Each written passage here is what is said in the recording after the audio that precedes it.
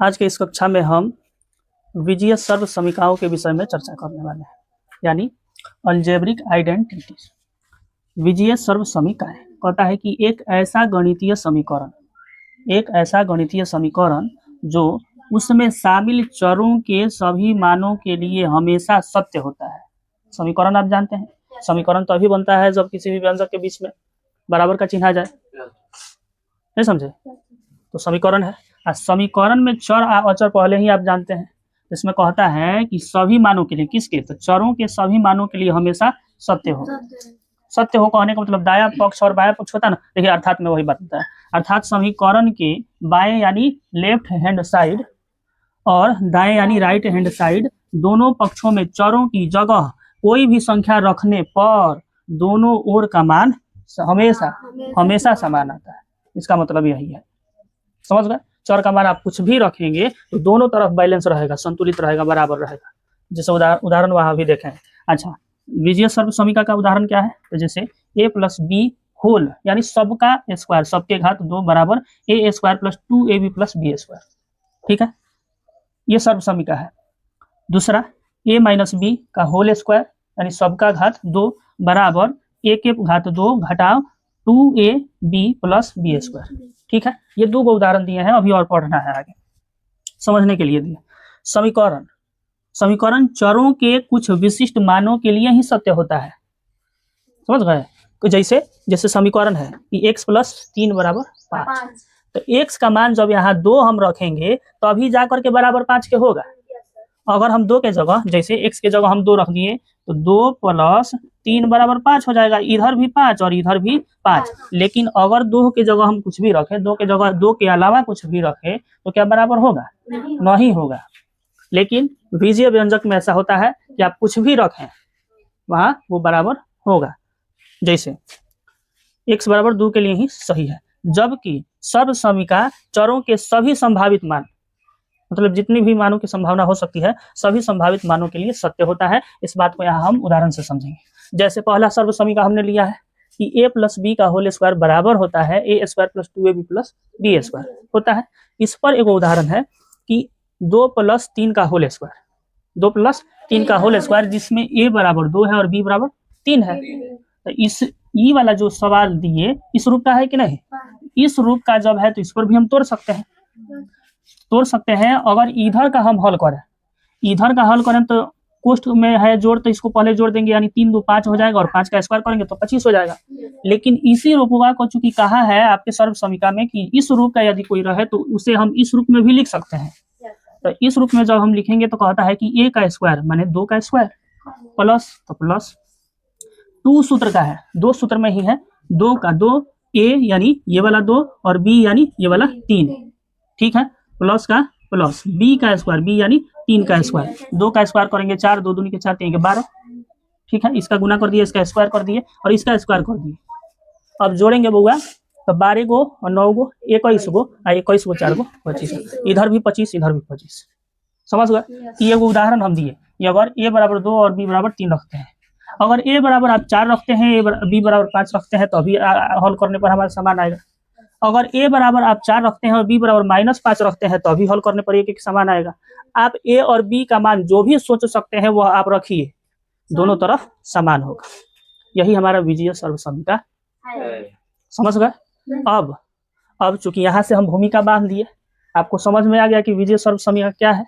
अब आपकी किताब में कुछ विशिष्ट विजीय सर्व समीकरणों को पढ़ना है और उस पर आधारित सवाल को करना है। तो आइए उस तरफ।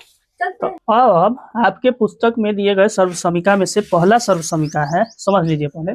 पहला सर्व समीकरण है x प्लस वाई का होल स्क्वायर, जिसमें इन्होंने कहा है कि x प्लस वाई के होल स्क्वायर के बराबर हम लिख सकते हैं बउआ कि x square plus 2xy plus Y square. तो अब हम जांचेंगे, थोड़ा सा सिद्ध करेंगे कि क्या इतने के बराबर इतना इन्होंने लिखा है, बताया है, क्या यह सही है। तो इसके लिए हम कह सकते हैं, आप जानते हैं कि किसी भी समीकरण में दायां पक्ष और बायां पक्ष होता है, दायां और बायां पक्ष होता है। तो दायां पक्ष आपका लेफ्ट हैंड साइड बायां पक्ष और दायां राइट हैंड साइड, यानी बायां साइड ये वाला और दायां साइड ये वाला, ऐसे जब खड़े होता है तो दाहिना और बायां। ठीक है, अच्छा।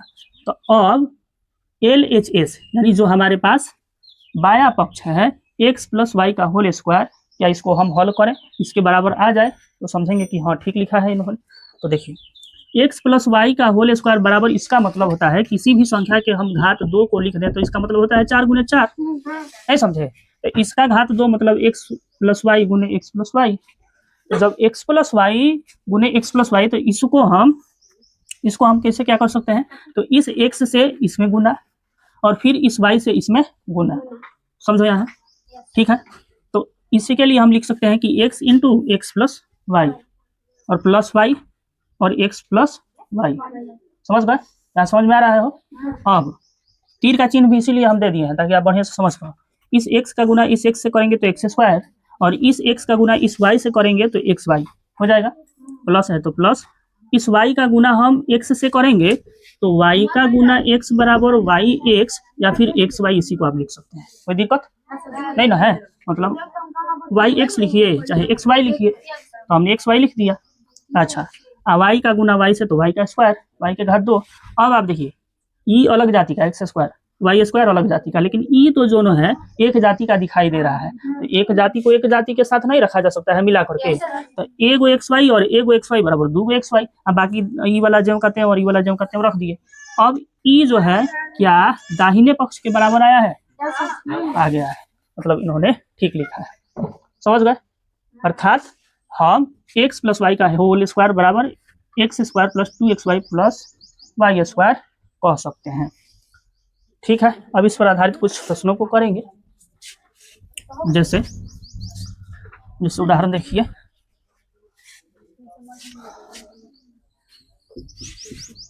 उदाहरण 1 का जिक्र अगर हम करें, आपको हम कहें कि 2 प्लस 3 का होल स्क्वायर, 2 प्लस 3 का होल स्क्वायर, तो आप कह सकते हैं कि सर जी यहाँ क्या हम x बराबर 2 और y बराबर 3 नहीं मान सकते हैं, और इसको मानेंगे तो हमें दिखाई दे रहा है कि चूंकि अभी अभी आप बताए कि x प्लस वाई का होल स्क्वायर बराबर होता है x square plus 2xy plus Y square, तो इसके अनुसार सर जी हम लिख सकते हैं कि x यानी 2 का स्क्वायर प्लस 2 गुने x यानी 2 और y गुने y माने 3 प्लस y का स्क्वायर माने 3 का स्क्वायर, तो बराबर 4 हो जाएगा, और 2 दूनी के 4 3 के 12 हो जाएगा, और प्लस 9 हो जाएगा।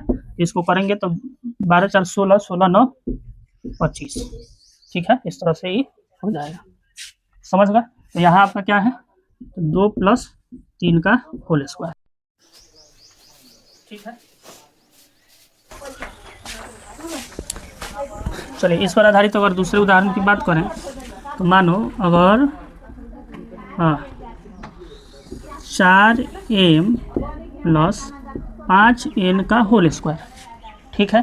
तो इसको देखने के लिए कि क्या जो हमें प्रश्न दिया गया है, सवाल दिया गया है, इसको हल करने के लिए दिया गया, क्योंकि अब जो नया तरीका सीखते हैं इसको हम तो ऐसे भी हल कर सकते हैं गुना करके, इसको 2 बार गुना के रूप में लिख दिया, हल करते करते जाएंगे तो वैसा हो जाएगा, आ जाएगा। लेकिन अब जो हम विधि सीख रहे हैं उसका ना प्रयोग करेंगे जी, नहीं समझे, मतलब जो नया कुछ हम सीखे उस पर आधारित बनाएंगे, ऐसा थोड़ी कि हम नया सीखते जाए पुराने वाला पर हम बनाए। तो इसलिए सर्व समीकरण को सीखे हैं तो उसका उपयोग करके हम इसको हल करेंगे।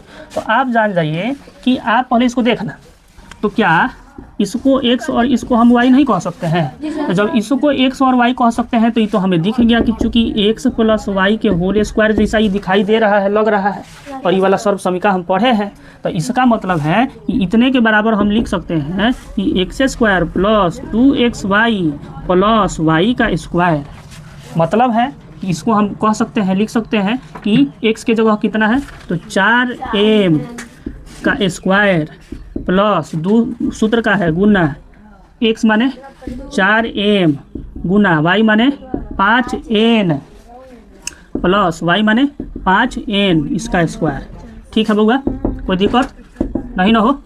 चलिए 4m का स्क्वायर करेंगे तो 16m के घात 2, समझ रहे हैं, 4 दूनी के 8, 8 पचे 40 प्लस 40mn, समझ गए हो। अच्छा, प्लस 5 पचे 25 n के घात 2, बस हो गया। हाँ, तो कोई मिल तो रहा नहीं है कि उसके मिला दिया जाए, बस कहने का मतलब ई अलग जाति का है, ई अलग जाति का है, ई अलग जाति का है, तो वही छोड़ देंगे। अरे